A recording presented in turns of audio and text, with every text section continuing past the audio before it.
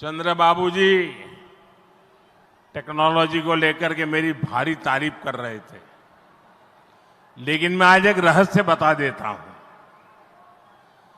जब मैं गुजरात में नया नया मुख्यमंत्री बना तो मैं बाबू हैदराबाद में बैठ कर के किस किस प्रकार के इनिशिएटिव ले रहे हैं उसका बड़ा बारीकी से अध्ययन करता था और मैं उसमें से बहुत कुछ सीखता था और उसे आज मुझे लागू करने का अवसर मिला है। मैं लागू कर रहा हूं। ఇప్పుడు చంద్రబాబు గారు మీరందరి ముందు నాకు టెక్నాలజీ నాతో మొదలైందన్నట్టుగా ప్రశంసిస్తున్నారు. కానీ నేను మీ అందరికీ కూడా ఒక రహస్యం చెప్తాను.